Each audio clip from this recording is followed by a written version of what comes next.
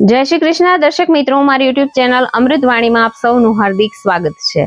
આજે આપણે આ વિડીયોમાં સાંભળીશું શ્રીમદ દેવી ભાગવત।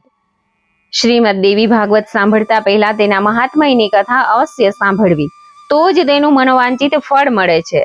સંપૂર્ણ શ્રીમદ દેવી ભાગવતમાં માતાજીની કથા અને તેના ગૂઢ રહસ્યોની કથાનું વર્ણન કરવામાં આવ્યું છે। માતાજીની આરાધના કરવાથી મનુષ્ય માત્રને સુખ, શાંતિ, સમૃદ્ધિ, યશ, કીર્તિ, ભક્તિ અને મુક્તિ પ્રાપ્ત થાય છે। શ્રીમદ દેવી ભાગવતમાં કુલ 12 સ્કંધોનું વર્ણન છે। સંપૂર્ણ દેવી ભાગવત કથાનું શ્રવણ કરવાથી મનુષ્ય સર્વે પ્રકારે નિર્ભય બની જાય છે। પરંતુ જો આ દેવી ભાગવતનું શ્રવણ નવરાત્રીમાં કરવામાં આવે તો માતાજીની આપણા ઉપર વિશેષ કૃપા પ્રાપ્ત થાય છે। જો આપને મારો વિડીયો પસંદ આવે તો ચેનલને લાઈક, શેર અને સબસ્ક્રાઇબ કરો, જેથી નવા આવનારા વિડીયોના નોટિફિકેશન તમને મળતા રહે અને મારા વિડીયો આપ સુધી તુરંત પહોંચી શકે। ધન્યવાદ। છઠ્ઠો સ્કંદ। છઠ્ઠા સ્કંદની અંદર સાંભળીશું ત્વષ્ટાના યજ્ઞમાંથી વૃત્રાસુરનું પ્રગટ થવું, વૃત્રાસુર દ્વારા ઇન્દ્રનો પરાજય, વૃત્રાસુરનું તપ, વૃત્રાસુરનો વધ, નહુષનું પતન, વશિષ્ઠ અને વિશ્વામિત્રના ક્લેશનું વર્ણન, ક્ષત્રિયો દ્વારા ભૃંગવંશી બ્રાહ્મણોનો સંહાર, નારદને પર્વતના સામસામે શાપ, નારદને માયાવશ સ્ત્રી રૂપની પ્રાપ્તિની કથા સાંભળીશું। ત્વષ્ટાના યજ્ઞમાંથી વૃત્રાસુરનું પ્રગટ થવું। ઋષિગણ બોલ્યા કે હે મહાભાગ્યશાળી સૂતજી, અમે સાંભળ્યું છે કે વૃત્રાસુર નામનો એક પ્રતાપી અસુર હતો। તેના પિતા ત્વષ્ટા હતા। ત્વષ્ટા તો દેવોના પક્ષના હતા। ઇન્દ્રના હાથે તેના વધ થવાનું કારણ શું હતું? આમ કરવાથી ઇન્દ્રને બ્રહ્મ હત્યાનું પાપ લાગ્યું કે નહીં? સૂતજી કહે છે કે હે મુનિઓ, વૃત્રાસુરના વધનો પ્રસંગ કહું છું તે સાંભળો। બ્રહ્મ હત્યાને કારણે ઇન્દ્રને જે દુઃખ ભોગવવું પડ્યું તે વિષય પણ આ પ્રસંગમાં જ આવી જાય છે। પ્રાચીન કાળમાં રાજા જન્મેજયે પણ સત્યવતીના પુત્ર વ્યાસજીને આવો જ પ્રશ્ન પૂછ્યો હતો। ત્યારે તેમણે જે જવાબ આપ્યો હતો તે હું તમને કહું છું। જન્મેજયે પૂછ્યું કે હે મુનિ, ઇન્દ્રે વૃત્રાસુરનો વધ કર્યો એવી પુરાણ કથા છે, તો પછી એ જ દૈત્યને દેવીએ કેવી રીતે માર્યો? મુનિવર, એ જ વૃત્રાસુરને મારનાર બે કઈ રીતે હોઈ શકે? આ પ્રસંગ મારે સાંભળવાની ઈચ્છા છે। તેણે સાંસારિક ભોગોથી વિરક્ત થઈ ઉગ્ર તપ કર્યું। વિશ્વરૂપને ઘોર તપ કરતો જોઈને ઇન્દ્ર દુઃખી થયો। તેમને એ વાતની ચિંતા હતી કે આ વિશ્વરૂપ તપ કરીને ક્યાંક મારું ઇન્દ્રાસન તો નહીં છીનવી લેને। તેને લાગ્યું કે તપસ્યામાં આટલો આગળ વધેલો આ ત્રિશિરા મારું અસ્તિત્વ જ મિટાવી દેશે। વિદ્વાનો કહે છે કે પરાક્રમી શત્રુની ક્યારે ઉપેક્ષા ન કરવી, તેથી આ વિશ્વરૂપના તપનો નાશ કરવા માટે કોઈ ઉપાય અવશ્ય કરવો જોઈએ। આવો વિચાર કરીને બુદ્ધિમાન ઇન્દ્રે ત્રિશિરાને લલચાવવા માટે અપ્સરાઓને બોલાવી અને કહ્યું, તમે બધી સારી રીતે વેશભૂષા અને શૃંગાર સજીને તેમને લલચાવવાના તમામ ઉપાયો અજમાવો। ઇન્દ્રની વાત સાંભળીને અપ્સરાઓ તરત ત્રિશિરા પાસે પહોંચી ગઈ। તેની સામે ઉભા રહીને અનેક પ્રકારના તાલથી સ્વર સાથે તે ગાવા લાગી। તેમણે મનોહર નૃત્ય પણ કર્યું, પરંતુ અપ્સરાઓના અનુકરણ પર ત્રિશિરા મુનિની સહેજ પણ દ્રષ્ટિ ગઈ નહીં। તે તો તપસ્યાના પુંજ બની ગયા હતા। તેમણે ઇન્દ્રિયો પર વિજય પ્રાપ્ત કરી લીધો હતો, તેથી અપ્સરાઓ પોતાના કામમાં નિષ્ફળ બની। એટલે તે ઇન્દ્ર પાસે આવીને કહેવા લાગી કે મહારાજ, આ તપસ્વી જીતેન્દ્રિય છે, તેમની સામે અમારું કોઈ બળ કામનું નથી। તે તપના પ્રભાવથી અગ્નિ જેવા તેજસ્વી બની ગયા છે। અમારું સૌભાગ્ય કે અમે તેમના શાપમાંથી બચી ગયા। પછી તેણે અપ્સરાઓને વિદાય કરી પોતે ઐરાવત પર બેસીને સ્વયં ત્રિશિરા મુનિ પાસે ગયો। તે સ્વાર્થવશ થઈને ધૃણિત વિચારો કરવા લાગ્યો। પછી ઇન્દ્રે સ્વયં પોતાનું સર્વોત્તમ વજ્ર, જે સૂર્ય અને ચંદ્ર જેવું પ્રકાશિત હતું, તે ત્રિશિરા મુનિ પર છોડ્યું। સમાધિસ્થ મુનિ વજ્રના પ્રહારથી ઘાયલ થઈને જમીન ઉપર પડી ગયા અને નિષ્પ્રાણ થઈ ગયા। મુનિને મારી દેવરાજને અપાર હર્ષ થયો, પણ ત્યાં ઉપસ્થિત અન્ય મુનિઓ હાહાકાર કરવા લાગ્યા।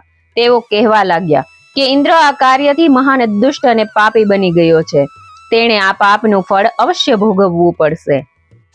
ત્રિશિરા મુનિ મહાન આત્મા અને તપનો ભંડાર હતા। તેઓ જમીન પર પ્રાણ રહિત થઈને પડ્યા હતા, છતાં પ્રાણધારી વ્યક્તિની જેમ ચેષ્ટા કરતા હતા। આ જોઈને ઇન્દ્રની ચિંતા થવા લાગી।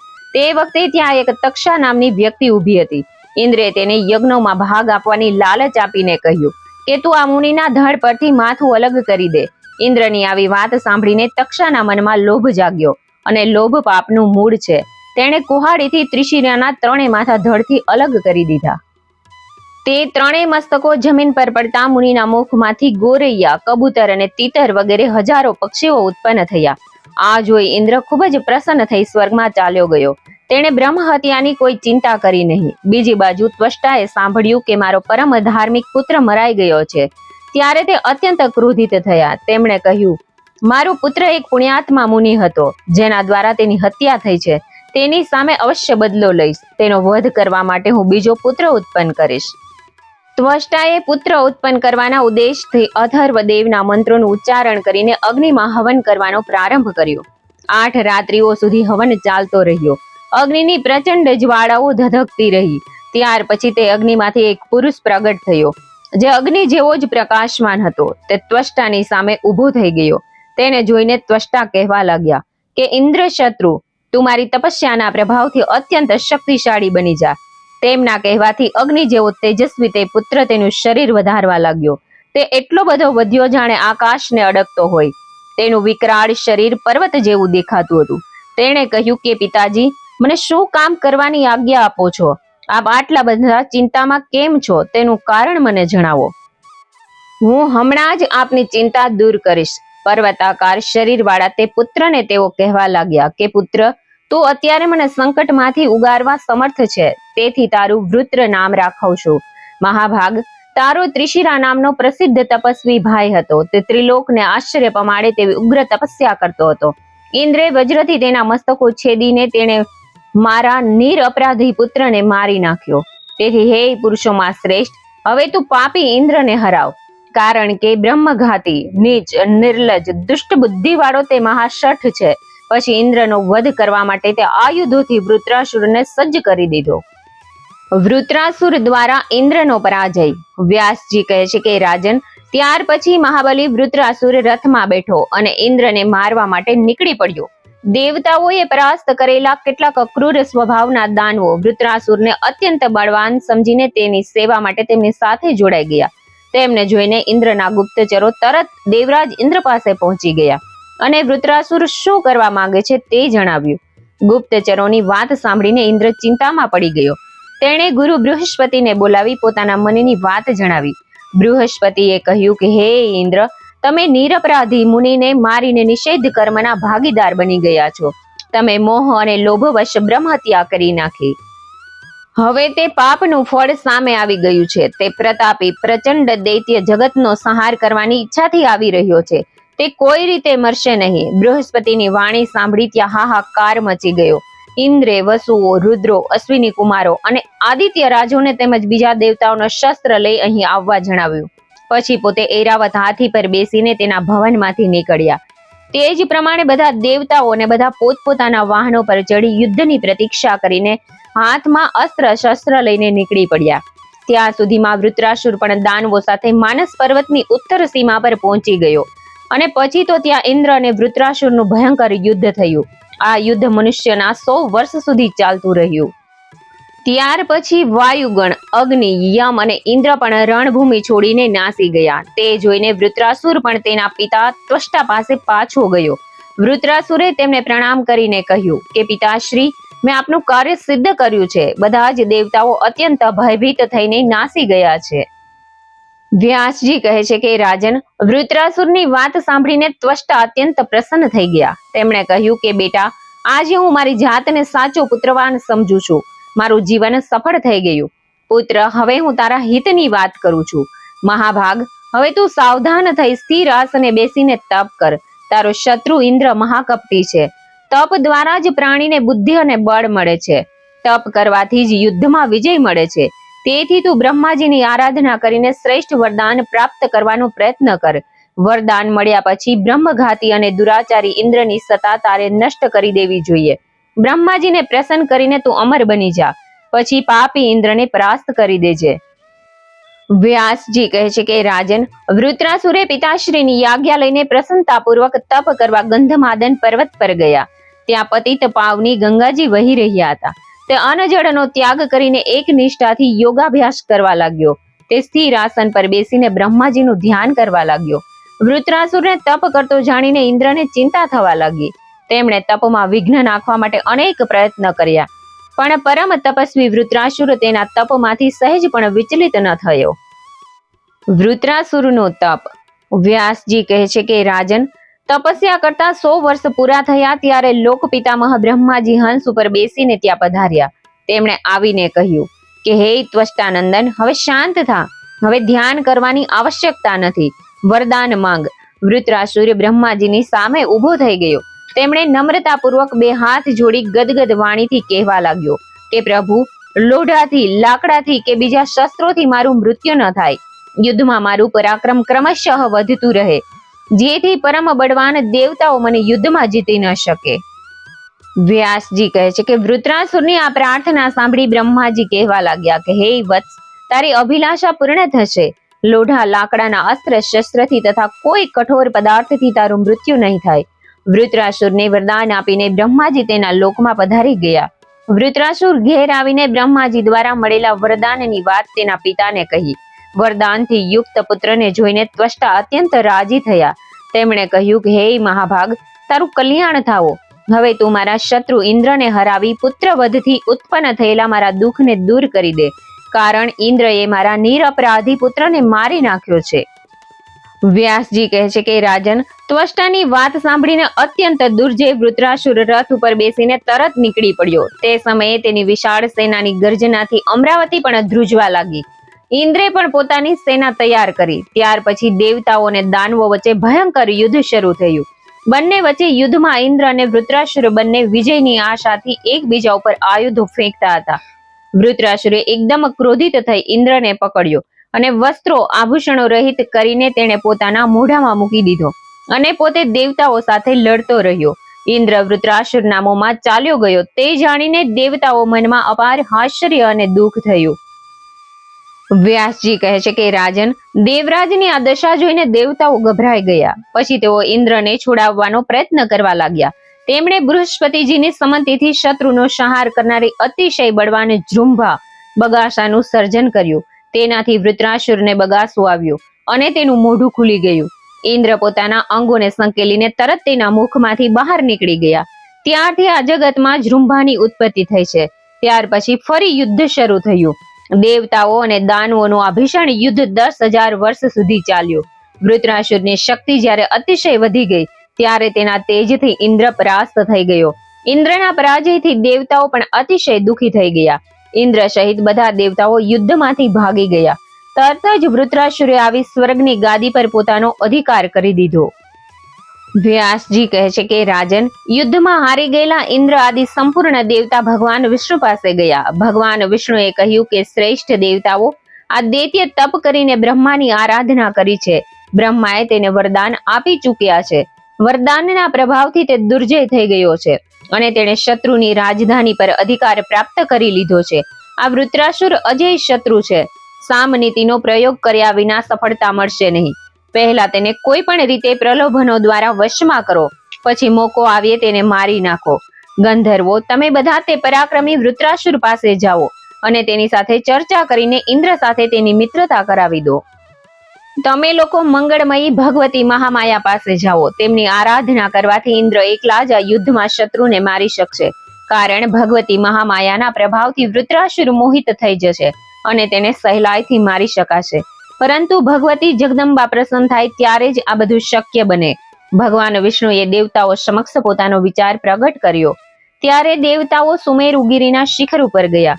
ત્યાં એકાંત સ્થળે બેસીને દેવતાઓએ જપ, તપ અને ધ્યાન શરૂ કર્યું, જે સંસારની ઉત્પત્તિ અને સંહારનું કારણ છે, જે ભક્તોની અભિલાષા સ્વાભાવિક રીતે જ પૂરી કરે છે અને જેમની સેવા કરવાથી સાંસારિક ક્લેશ દૂર થઈ જાય છે, તે ભગવતી જગદંબાની દેવતાઓ સ્તુતિ કરવા લાગ્યા.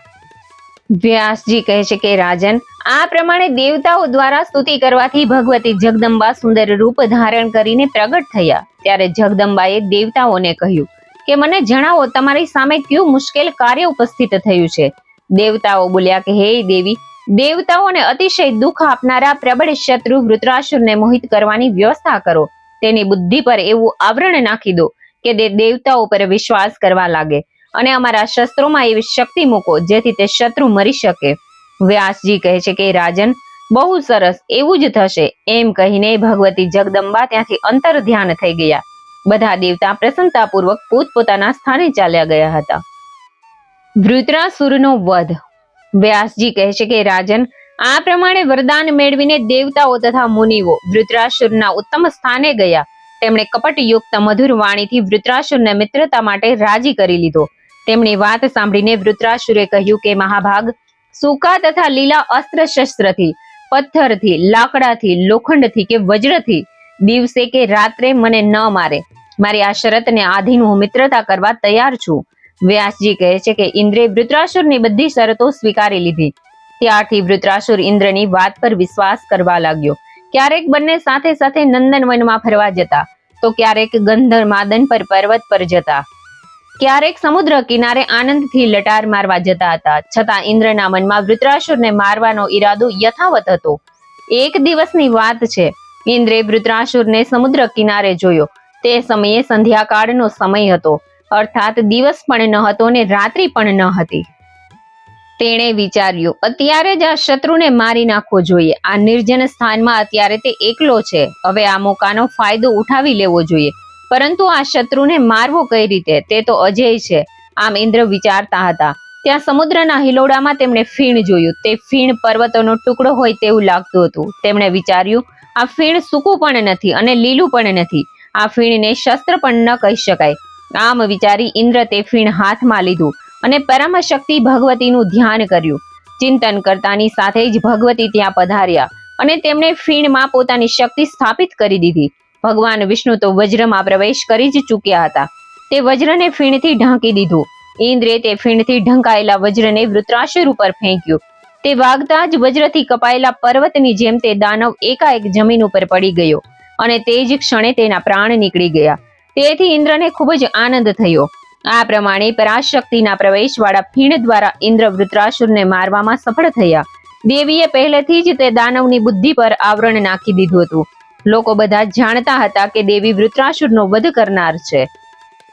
પોતાની કીર્તિનો નાશ કરનારી આવી અનેક વાતો ઇન્દ્ર પણ સાંભળતા રહ્યા. જગતમાં જેની કીર્તિ નષ્ટ થઈ ગઈ તેવા મનુષ્યના જીવનને ધિકાર છે. ઘરમાં તમામ સિદ્ધિઓ હોવા છતાં પાપાત્મા ઇન્દ્રના મનને શાંતિ ન હતી. તે સભામાં બિલકુલ બેસી શકતા ન હતા.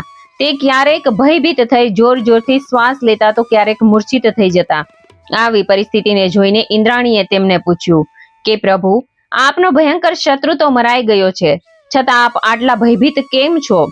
ઇન્દ્રે કહ્યું કે દેવી, જો કે કોઈ બળવાન શત્રુ મારી સામે નથી, છતાં બ્રહ્મહત્યાના પાપથી હું એટલો ભયભીત છું કે ઘરમાં રહેવા છતાં મને સુખ કે શાંતિ નથી. હું શું કરું? ક્યાં જાઉં? ક્યાં જવાથી મારું કલ્યાણ થશે? પ્રિયે, આ ચિંતાને લીધે મારા અંતઃકરણમાં અગ્નિ ભભૂકી રહ્યો છે. વ્યાસજી કહે છે કે રાજન, ખૂબ જ ગભરાયેલા પોતાના પત્ની સચીને આ પ્રમાણે કહીને ઇન્દ્ર ઘરમાંથી નીકળીને માનસરોવર ચાલ્યા ગયા. તે સરોવરમાં જઈ એક કમળની નાળમાં સંતાઈ ગયા. તેઓ જળમાં છુપાઈને તરફડતા સર્પની જેમ સમય વ્યતીત કરતા હતા. તેમની ઇન્દ્રિયો વ્યાકુળ થઈ ગઈ હતી. રાજન, બ્રહ્મહત્યાના ભયથી ઇન્દ્ર દુઃખી થઈને ચાલ્યા ગયા. ત્યારે દેવતાઓ ખૂબ ચિંતા કરવા લાગ્યા. ઉપદ્રવોથી ઘેરાયેલા પૂરા જગતમાં કોઈ શાસક ન રહ્યો. દેવતાઓ અને મુનિઓએ આપસમાં વિચાર કરીને નહુષને ઇન્દ્રપદ પર નિયુક્ત કર્યા. જો કે નહુષ ધર્માત્મા હતા, છતાં ઇન્દ્રનું પદ મળવાથી તેના મનમાં રાજસી વૃત્તિ ઉત્પન્ન થઈ ગઈ. એક સમયની વાત છે. સચીના ગુણોને સાંભળીને તેને પ્રાપ્ત કરવા નહુષના મનમાં ઈચ્છા જાગી. તેણે ઋષિઓને કહ્યું, મારી પાસે ઇન્દ્રાણી કેમ નથી આવતા? દેવતાઓ, તમે બધા મળીને મને ઇન્દ્ર બનાવ્યો છે, તેથી મારી સેવા કરવા માટે સચીને પણ અહીં મોકલી આપો. નહુષની આ દોષપૂર્ણ વાત સાંભળીને દેવતાઓ અને ઋષિઓના મનમાં ચિંતા અને ગભરામણ થવા લાગી. તેઓ ઇન્દ્રાણી પાસે જઈને બધી વાત કરી. નહુષની આ અપ્રિય વાત સાંભળીને સચી ઉદાસ થઈ ગયા. તેઓ બૃહસ્પતિજીના શરણે ગયા હતા. નહુષનું પતન. વ્યાસજી કહે છે કે નહુષે જાણ્યું કે સચી બૃહસ્પતિની શરણમાં ગઈ ત્યારે તે બૃહસ્પતિ ઉપર ક્રોધાયમાન થયો. તેણે દેવતાઓને કહ્યું, હું બૃહસ્પતિનો વધ જરૂર કરીશ, કારણ કે તે મૂર્ખે સચીને પોતાના ઘરમાં સુરક્ષિત રહેવાની વ્યવસ્થા કરી છે. બધા દેવતાઓએ નહુષને કહ્યું કે રાજન, તમારા મનમાં પરસ્ત્રીની જે ઈચ્છા ઉત્પન્ન થઈ છે તેને છોડી દો અને શ્રેષ્ઠ આચરણનું પાલન કરો. પાપ કરવાથી સંપત્તિનો નાશ થાય છે અને પુણ્ય કરવાથી વધે છે. નહુષે કહ્યું કે વિનય અથવા બળ ગમે તે ઉપાયે સચીને વહેલી તકે અહીં લાવવાનો પ્રયત્ન કરો. દેવતાઓ અને મુનિઓ બૃહસ્પતિના આશ્રમ પર ગયા. અને નહુષની બધી વાત તેમને જણાવી. ત્યારે બૃહસ્પતિ આ સંકટમાંથી ઉગારવા માટે એક ઉપાય બતાવ્યો. તેમણે કહ્યું કે સચી નહુષની પાસે જઈને કહે કે હું આપની સેવા અવશ્ય કરીશ, પરંતુ તે પહેલા હું એ જાણી લઉં કે મારા પતિ જીવતા છે કે નહીં. આમ કહી ઇન્દ્રાણીએ નહુષને છેતરવા જોઈએ અને પછી હું કહું તે પ્રમાણે તેને પતિદેવને લાવવાનો ઉપાય કરવો જોઈએ. આ પ્રમાણે પરામર્શ કરી બધા દેવતાઓ સચીને લઈને નહુષ પાસે ગયા અને સચીએ બૃહસ્પતિને જણાવ્યું હતું. તે પ્રમાણે નહુષે કહ્યું. નહુષે અતિ પ્રસન્ન થઈ સચી દેવીને ત્યાંથી જવાની આજ્ઞા આપી. સચી દેવી તેનાથી છૂટી બધા દેવતાઓ પાસે આવી. બધાએ ભેગા મળીને ઇન્દ્રને પાછા લાવવા માટે જગતના સ્વામી ભગવાન વિષ્ણુ પાસે ગયા અને તેમને સર્વે હકીકત જણાવી. વિષ્ણુ ભગવાને તેમને કહ્યું કે દેવતાઓ, બ્રહ્મ હત્યાના પાપમાંથી મુક્ત થવા માટે ઇન્દ્રે અશ્વમેઘ યજ્ઞ કરવો જોઈએ. આ કાર્યમાં ઇન્દ્રાણી પણ જોડાઈ જરૂરી છે. આ અશ્વમેઘ યજ્ઞ ભગવતી જગદંબાને પ્રસન્ન કરવા માટેનું સાધન છે. યજ્ઞથી પ્રસન્ન થયેલા દેવી ઇન્દ્રના બ્રહ્મ હત્યાના પાપોને નષ્ટ કરી દેશે અને તેને પોતાનું સર્વોત્તમ સ્વર્ગનું રાજ્ય પાછું મળશે. પછી બધા ભેગા મળીને ઇન્દ્ર પાસે ગયા અને સર્વોત્તમ અશ્વમેઘ યજ્ઞ કર્યો. યજ્ઞ સંપન્ન થઈ જવાથી ભગવાન શ્રી હરિ ત્યાં પધાર્યા. બ્રહ્મ હત્યાના 4 ભાગ કરીને વૃક્ષો, નદીઓ, પર્વતો અને સ્ત્રીઓમાં વહેંચી દીધો. આ રીતે ઇન્દ્ર બ્રહ્મ હત્યાથી મુક્ત થઈ અનુકૂળ સમયની પ્રતીક્ષામાં પૂર્વવત જળની અંદર નિવાસ કરવા લાગ્યો. ઇન્દ્રના વિરહમાં વ્યાકુળ થયેલા ઇન્દ્રાણીએ બૃહસ્પતિની સલાહથી કલ્યાણ સ્વરૂપા ભગવતી જગદંબાની આરાધના કરવાનું નક્કી કર્યું. તેમણે આરાધના કરવા માટે બૃહસ્પતિ પાસેથી મંત્ર દીક્ષા લીધી અને પૂજા વિધિ જાણી લીધી. સચીએ તમામ ભોગોનો ત્યાગ કરી પૂર્ણ તેજસ્વી બનીને ભગવતી જગદંબાની વિધિપૂર્વક આરાધના શરૂ કરી. થોડા દિવસ પછી ભગવતી જગદંબા પ્રસન્ન થયા અને ઇન્દ્રાણીને દર્શન આપ્યા. દેવીએ ઇન્દ્રાણીને વરદાન માંગવા કહ્યું. ત્યારે ઇન્દ્રાણીએ કહ્યું કે માં, મને મારા પતિદેવના દર્શન કરવાની ઈચ્છા છે. સાથે સાથે મને આ પાપી નહુષથી ભય મુક્ત કરીને અમારું ઇન્દ્રાસન પાછું મળે તેવી કૃપા કરો. દેવીએ કહ્યું, તું માન સરોવર જા, જ્યાં મારી એક અચળ મૂર્તિ પ્રતિષ્ઠિત છે. મારી એ પ્રતિમાને લોકો વિશ્વકામા કહે છે. ત્યાં ઇન્દ્ર સાથે તમારી મુલાકાત થશે. મોટા નેત્રોવાળી. થોડા સમય પછી હું રાજા નહુષને મોહિત કરીશ. મારા પ્રયાસથી મોહિત થઈને નહુષ તરત ઇન્દ્રાસનથી ભ્રષ્ટ થઈ જશે. વ્યાસજી કહે છે કે રાજન, ભગવતી જગદંબાની એક સેવિકા ઇન્દ્રાણીને સાથે લઈને તરત ઇન્દ્ર પાસે પહોંચી ગઈ. પોતાની પ્રાણપ્રિયા ઇન્દ્રાણીને પોતાની સામે જોઈને ઇન્દ્ર આશ્ચર્ય વ્યક્ત કરતા બોલ્યા કે પ્રિય, તું અહીં કઈ રીતે આવી ગઈ? સચીએ કહ્યું કે પ્રભુ, ભગવતી જગદંબાની કૃપાથી મને આપના આ સ્થળની ખબર મળી. દેવતાઓ અને મુનિઓએ એક નહુષ નામના રાજર્ષિને આપના સ્થાને નિયુક્ત કર્યા છે. તે નીચ મને કહે છે કે સુંદરી, તું મને પતિ રૂપે સ્વીકારી લે. ઇન્દ્ર બોલ્યા કે દેવી, હું તને ઉપાય બતાવું છું. તેમ કરવાથી આ દુઃખદ સમયમાં તારા શીલની રક્ષા થઈ શકશે. તું નહુષને કહેજે કે હે જગત પ્રભુ, આપ એવા દિવ્ય વાહન ઉપર સવાર થઈને મને પ્રાપ્ત કરવા આવો, જેને ઋષિઓએ ઉપાડ્યું હોય. કારણ કે મેં મારા મનમાં આ રીતનો સંકલ્પ કર્યો છે.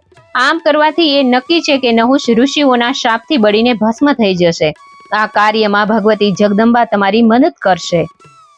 વ્યાસજી કહે છે કે રાજન, ઇન્દ્રના આ પ્રમાણે કહેવાથી સચી નહુષ પાસે ગયા અને ઇન્દ્રની શિખામણ પ્રમાણે નહુષને કહ્યું કે હે ઇન્દ્રના વેશમાં વિરાજતા રાજન, દરેક દેવતાઓનું વાહન પ્રાણી પછી કંઈ પણ હોય, મારી ઈચ્છા એવી છે કે તમારું વાહન બ્રહ્મા, વિષ્ણુ, રુદ્ર, સુર, અસુરો વગેરે કરતા પણ અલભ્ય અને વિલક્ષણ હોવું જોઈએ. મહારાજ, મારી આ ઈચ્છા છે કે પોતાની તપસ્યામાં અચળ રહેવા વાળા મોટા મોટા ઋષિઓ તમારી પાલખી ઉઠાવે. આવી પાલખીમાં બેસીને તમે આવશો પછી જ હું તમારો સ્વીકાર કરીશ. વ્યાસજી કહે છે કે રાજન, સચીની ઉપયુક્ત વાત સાંભળીને અત્યંત મૂર્ખ નહુષ હસી પડ્યો, કારણ કે મહામાયાએ તેની બુદ્ધિ હરી લીધી હતી. નહુષે કહ્યું કે સુંદરી, તે ખૂબ સરસ વાત કરી. મને પણ આવી જ સવારી પસંદ છે. હું અક્ષરશઃ તારી વાતનું પાલન કરીશ. રાજન, આ પ્રમાણે વાતચીત કરીને અત્યંત સંતુષ્ટ થયેલા નહુષે સચીને પોતાના સ્થાને જવાની આજ્ઞા આપી. નહુષ કામાંધ બની ગયો હતો. તેણે બધા મુનિઓને બોલાવીને પોતાની વાત કહી. રાજન, આ શ્રેષ્ઠ મુનિઓમાં અગસ્ત્યજી મુખ્ય હતા. તે કૃપાળુ સ્વભાવના હોવાથી અથવા આ ઘટનાની પાછળ જે ભાવિ નિર્માણ થયેલું હતું તેને વશ નહુષની આ વિચિત્ર વાતને તેણે સ્વીકારી લીધી. ત્યારે નહુષના આનંદનો પાર ન રહ્યો. તે તરત પાલખીમાં ચઢી ગયો અને મહાતપસ્વી મુનિઓને ઉપાડવા નિયુક્ત કરીને સર્પ સર્પ અર્થાત ચાલો ચાલો એમ બોલવા લાગ્યો. તે સમયે કામના આવેશથી તેની બુદ્ધિ ક્ષીણ થઈ ગઈ હતી. તેણે અગસ્ત્યજીના માથા ઉપર પોતાના પગથી ઠોકર મારી અને ત્યાર પછી તેમની પીઠમાં ચાબુક ફટકાર્યો. ત્યારે અગસ્ત્યજીએ ક્રોધાયમાન થઈને નહુષને શાપ આપ્યો, અરે નીચ, તું જંગલમાં ભયંકર આકૃતિવાળો મહાન શાપ બની જા. સર્પ યોનિમાં હજારો વર્ષ સુધી તારે અનેક દુઃખો ભોગવવા પડશે. ધર્મના અંશથી યુધિષ્ઠિર નામના એક પુણ્યાત્મા પુરુષ પ્રગટ થશે. ત્યારે તેમના મુખેથી પ્રશ્નોના ઉત્તર સાંભળ્યા પછી તારી સર્પ યોનિમાંથી મુક્તિ થશે. વ્યાસજી કહે છે કે આ પ્રમાણે મુનિવર અગસ્ત્યના શાપથી રાજર્ષિ નહુષ તરત સાપ બની ગયો અને સ્વર્ગમાંથી તેનું પતન થયું. રાજન, નહુષ પૃથ્વીલોક પર ગયો. તે જાણીને દેવતાઓ માનસરોવર પર ઇન્દ્ર પાસે ગયા અને તેને આશ્વાસન આપીને સન્માન સાથે સ્વર્ગમાં લઈ આવ્યા. તેમનો મંગળ અભિષેક કર્યો અને ઇન્દ્ર સચી સાથે પૂર્વવત સ્વર્ગના અધિપતિ બનીને વિરાજવા લાગ્યા હતા. વ્યાસજી કહે છે કે આ પ્રમાણે ઇન્દ્રને ઘણા ભયંકર કષ્ટ સહેવા પડ્યા. ભગવતી જગદંબાના કૃપા પ્રસાદથી ઇન્દ્ર ફરીથી પોતાના સ્થાન પર પ્રતિષ્ઠિત થયા. રાજન, જે મનુષ્ય જેવું કર્મ કરે છે તેની સામે તેવા જ ફળ આવે છે, કારણ કે પોતાના કરેલા શુભ અથવા અશુભ કર્મનું ફળ તો દરેક પ્રાણીઓએ ભોગવવું જ પડે છે. તેમાં કોઈ શંકાને સ્થાન નથી. વશિષ્ઠ અને વિશ્વામિત્રના ક્લેશનું વર્ણન. રાજા જન્મેજયે પૂછ્યું, ઇન્દ્રને આવા અસહ્ય દુઃખો કેમ ભોગવવા પડ્યા? બધા દેવતાઓ તેનું અનુશાસન માનતા હતા, છતાં તેઓ પદભ્રષ્ટ કઈ રીતે થયા? વ્યાસજી બોલ્યા કે રાજન, હું આનું અત્યંત અદ્ભુત કારણ કહું છું, તે સાંભળો. વશિષ્ઠજી બ્રહ્માના પુત્ર હતા. તેમણે વેદો અને શાસ્ત્રોનો સારી રીતે અભ્યાસ કર્યો હતો. ગંગા કિનારે રહેતા હતા. તેમ છતાં દ્વેષને લીધે વિશ્વામિત્રજી સાથે તેમને અણબનાવ થઈ ગયો અને બંને એકબીજાને શાપ આપી દીધા અને બંને વચ્ચે ભયંકર યુદ્ધ થયું. રાજન, બંને મુનિઓને આપસમાં લડતા ઝઘડતા જોઈને બ્રહ્માજી બધા દેવતાઓ સાથે ત્યાં આવ્યા. તેમણે વશિષ્ઠ અને વિશ્વામિત્ર બંનેને સમજાવીને યુદ્ધ બંધ કરાવ્યું. બ્રહ્માજીના ઉપદેશથી બંને વચ્ચે ફરી પ્રેમ ભાવ સ્થાપ્યો. જન્મેજયે રાજાને પૂછ્યું કે મહાભાગ, વશિષ્ઠજી તો બ્રહ્માજીના પુત્ર કહેવાય છે, તેનું નામ મૈત્રાવરુણ કઈ રીતે થઈ ગયું? વ્યાસજી કહે છે કે રાજન, સાંભળો. વશિષ્ઠજી બ્રહ્માજીના પુત્ર હોવા છતાં નિમિના શાપથી તે તપસ્વી મુનિને આ શરીર છોડીને પુનર્જન્મ લેવો પડ્યો. મિત્ર અને વરુણ ત્યાં તેમની ઉત્પત્તિ થઈ. તેથી આ જગતમાં તેઓ મૈત્રાવરુણના નામથી પ્રસિદ્ધ થયા હતા. રાજા જન્મેજયે પૂછ્યું, બ્રહ્માજીના પુત્ર વશિષ્ઠજી અત્યંત ધાર્મિક હતા, છતાં તેમને નિમિ રાજાએ શા માટે શાપ આપ્યો? આ શાપનું કારણ કહેવાની કૃપા કરો. વ્યાસજી કહે છે કે રાજન, ઇક્ષ્વાકુ કુળમાં ઉત્પન્ન થયેલા નિમિ નામના એક રાજા હતા. તે અત્યંત સુંદર, ગુણવાન, ધર્માત્મા, પ્રજાપ્રેમી અને સત્યવાદી હતા. ગૌતમ મુનિના આશ્રમો પાસે જયંતપુર નામના નગરમાં તે રહેતા હતા. તેમના મનમાં મોટી દક્ષિણાવાળો અને લાંબો સમય ચાલનારો રાજસી યજ્ઞ કરવાનો વિચાર થયો. રાજન, ત્યારે નિમિએ તેના પિતા ઇક્ષ્વાકુની આજ્ઞા લઈને મહાત્માઓના કહેવા પ્રમાણે યજ્ઞની સામગ્રી તૈયાર કરાવી. તેમણે વિશેષ યજ્ઞ વેદના પારંગત, યજ્ઞ કાર્યમાં કુશળ તપસ્વી મુનિઓ હતા, તે બધાને નિમંત્રણ આપ્યું. બધી તૈયારીઓ થઈ ગઈ ત્યારે ધર્મજ્ઞ નિમિ રાજાએ તેમના ગુરુ વશિષ્ઠજીની પૂજા કરી અને અત્યંત નમ્રતાપૂર્વક કહ્યું કે મુનિવર, હું યજ્ઞ કરવા તૈયાર છું. આપ અમારા સમર્થ ગુરુ હોવાથી યજ્ઞનું આચાર્ય પદ ગ્રહણ કરો. મારી ઈચ્છા 5000 વર્ષ સુધી દીક્ષા લેવાની છે, જેમાં ખાસ કરીને ભગવતી જગદંબાની આરાધના કરવાની છે. નિમિ રાજાની ઉપયુક્ત વાત સાંભળીને વશિષ્ઠજીએ તેમને કહ્યું કે રાજન, તમારાથી પહેલા ઇન્દ્રે પરાશક્તિ યજ્ઞ માટે મને આમંત્રણ આપી દીધું છે. ઇન્દ્રનો યજ્ઞ પૂરો કરીને તે કાર્યથી નિવૃત્ત થઈને હું તરત તમારે ત્યાં આવી જઈશ. ત્યાં સુધી તમે આ સામગ્રીઓને સુરક્ષિત રીતે સાચવી રાખો. રાજાએ કહ્યું કે હે બ્રહ્મન, મેં આ યજ્ઞ માટે બીજા મુનિઓને નિમંત્રણ આપી દીધા છે. સામગ્રી બધી તૈયાર થઈ ગઈ છે. બ્રાહ્મણ શ્રેષ્ઠ, શા માટે મારું કાર્ય ન કરાવીને બીજે જવા તૈયાર થઈ રહ્યા છો? આ તમને શોભતું નથી. નિમિ રાજાના આ પ્રમાણે રોકાવાના આગ્રહ છતાં વશિષ્ઠજી ઇન્દ્રને ત્યાં ચાલ્યા ગયા. તેથી નિમિ રાજા ઉદાસ થઈ ગયા. પછી તેમણે ગૌતમ મુનિને યજ્ઞના આચાર્ય બનાવ્યા અને હિમાલય પર્વત પાસે સમુદ્ર કિનારે જઈને યજ્ઞનો આરંભ કર્યો. રાજન, નિમિ રાજાએ તે યજ્ઞમાં બ્રાહ્મણોને પુષ્કળ દક્ષિણા આપી. યાજ્ઞિક બ્રાહ્મણોની પૂજા કરીને ઘણું દાન અને ગાયો આપી. ઇન્દ્રનો યજ્ઞ સમાપ્ત થઈ ગયો. ત્યારે વશિષ્ઠજી નિમિ રાજાનો યજ્ઞ જોવા માટે ત્યાં આવ્યા. તે સમયે નિમિ રાજા વિશ્રામમાં હતા. તેમને નિંદ્રા આવી ગઈ હતી. તેથી સેવકોએ રાજાને જગાડ્યા નહીં. તેથી તેઓ વશિષ્ઠજી પાસે આવી શક્યા નહીં.